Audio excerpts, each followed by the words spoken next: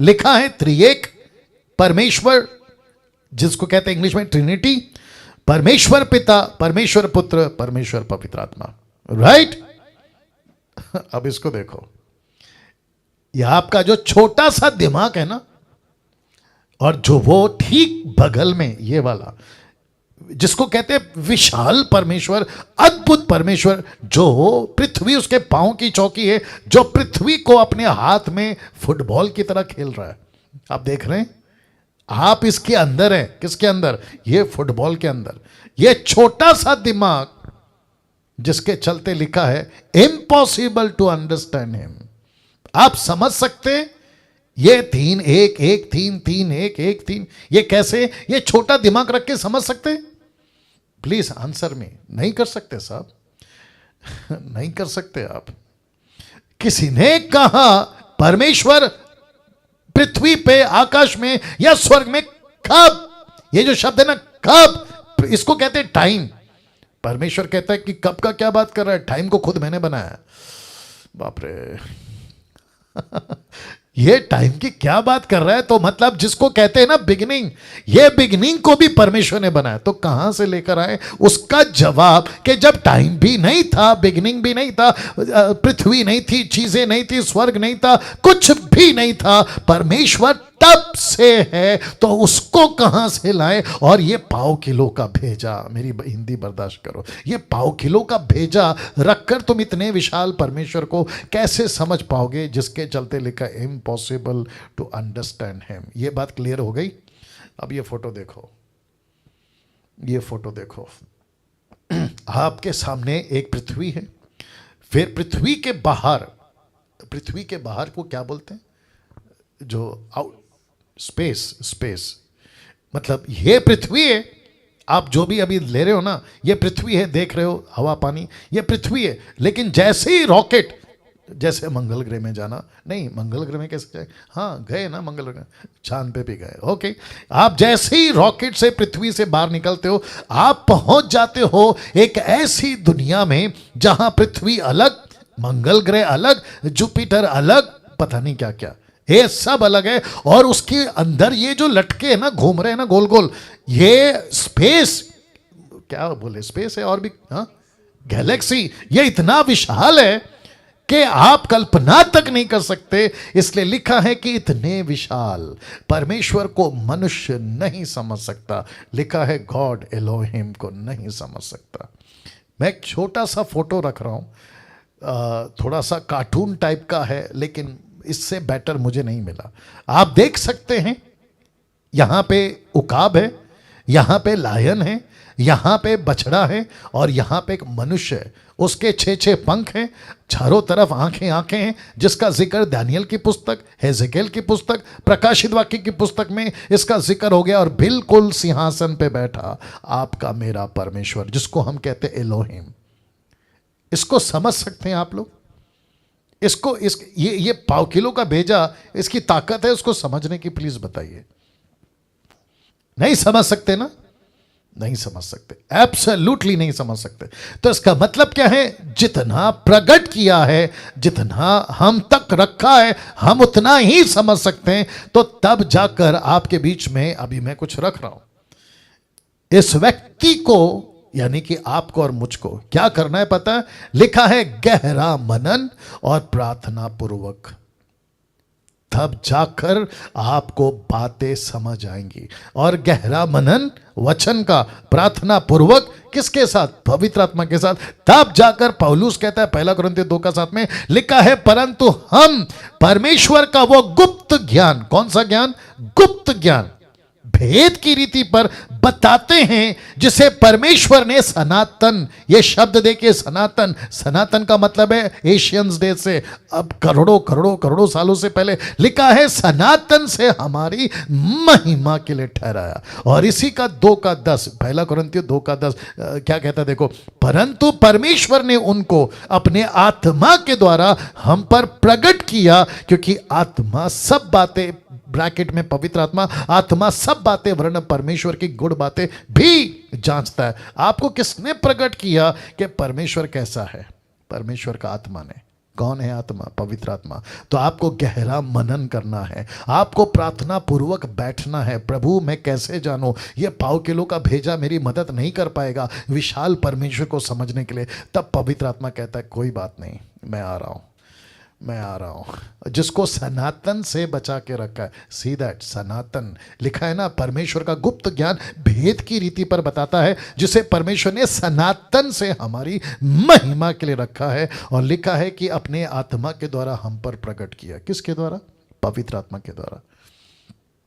आपको क्या करना है फिर? आपको बहुत बाइबल पढ़ना है, आपको मनन करना है, मैं रख रहा हूँ, आपको मेडिटेट करना है, आपको प्रार्थना करना है। अफ्रीकन प्रीचर को नहीं सुनना है, अमेरिकन प्रीचर को नहीं सुनना है, डैनियल राज को नहीं सुनना है। आपको खुद बैठना है, मनन करना है, मेडिटेट करना है। मैं कौन हूँ? मैं सिर्फ एक मीडिएटर हूँ। मैं कौन हूँ? मैं सिर्फ आपको बता सकता हूँ कि राइट जाओ, लेफ्ट जाओ, लेकिन जाना आपका काम है।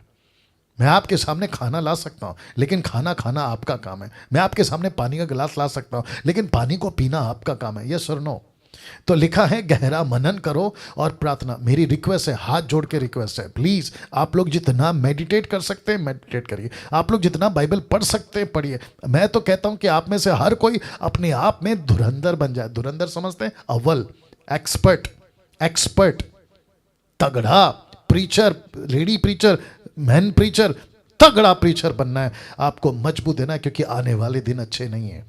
बहुत सारे चैलेंजेस हैं, आपको अभी से मजबूत होना होगा। यूट्यूब के लोगों आपको भी बता रहा हूं। तो अभी तक ये बात क्लियर हो गई ना?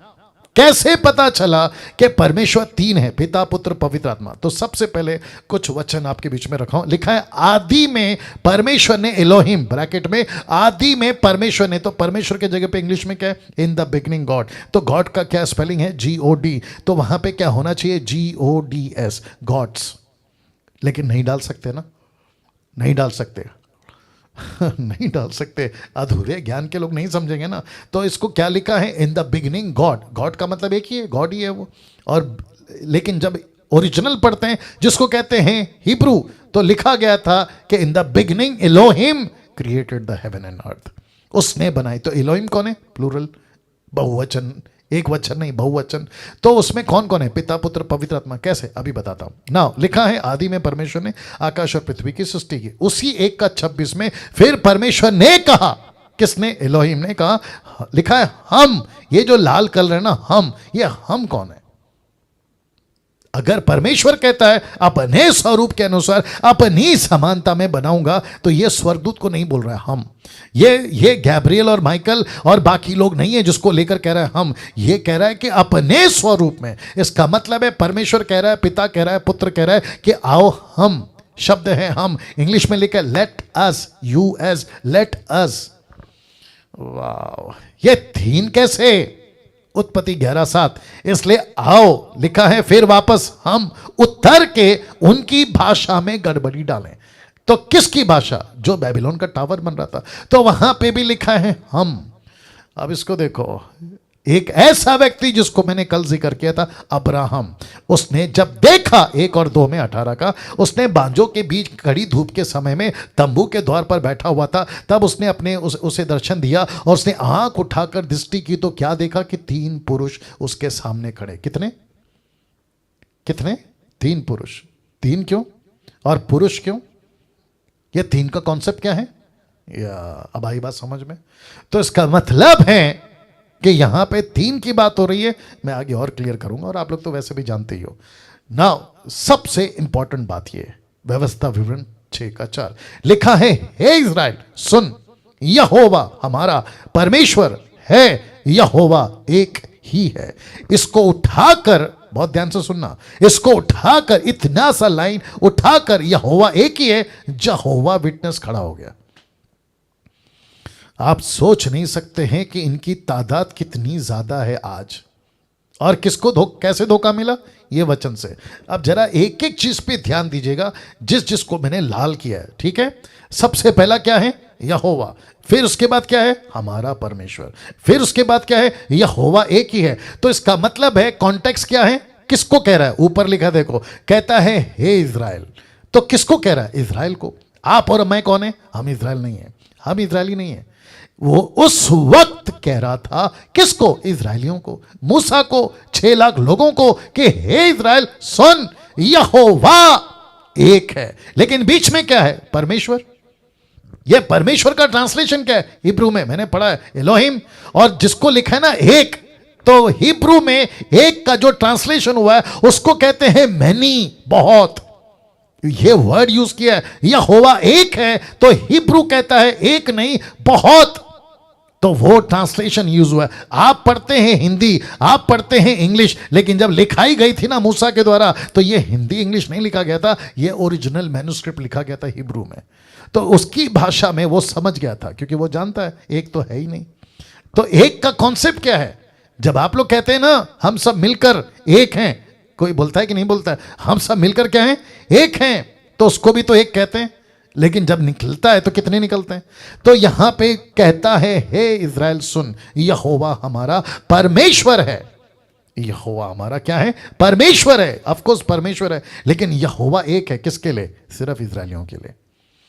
लेकिन जब अन्य जाति कलीसिया के पास आई तो कितने आए? 3। कल बताया था ना, पिता, पुत्र, पवित्र आत्मा। ना इसको देखो, यशाया 6:8 कहता है तब मैंने प्रभु का यह वचन सुना, मैं किसको भेजूं? जरा शब्द पे ध्यान दीजिए, लिखा है हमारी ओर से कौन जाएगा। ये हमारी कौन है? अब आप समझ गए।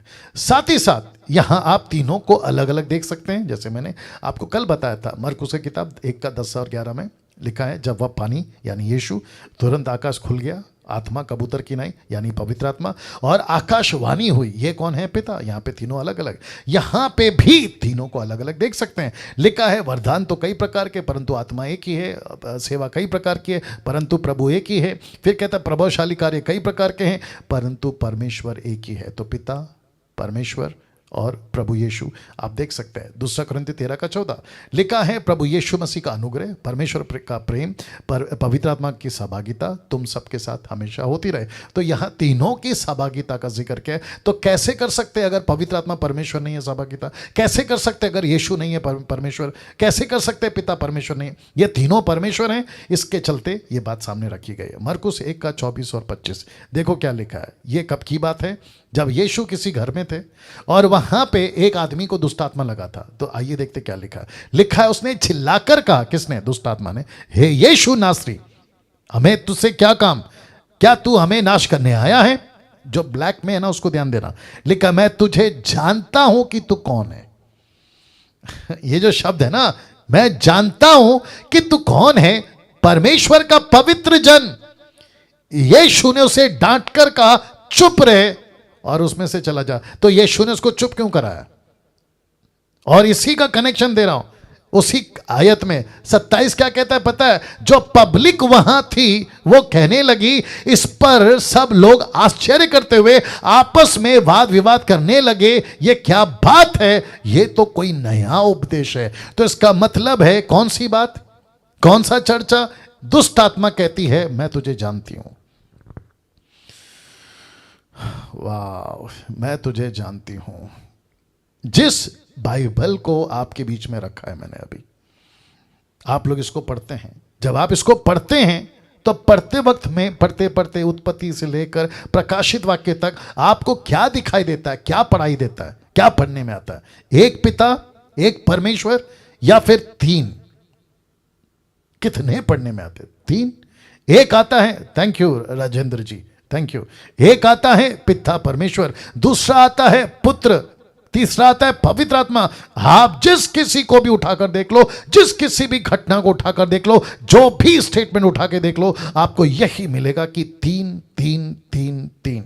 बपतिस्मा के वक्त 3, क्रूसिफिकेशन के वक्त में 3, सृष्टि के वक्त में 3, मूसा को लेके चलते वक्त में 3, अब्राहम के साथ में 3। ऐसे कितनी बार आपको 3 3 3 3 दिखाई देगा। इसके ऊपर बहुत कुछ बात कर सकते हैं, लेकिन मैं समझता हूं कि इतना काफ़ी है। और कहते हैं ना कि समझदार को इशारा काफ़ी है। अब नेक्स्ट वीक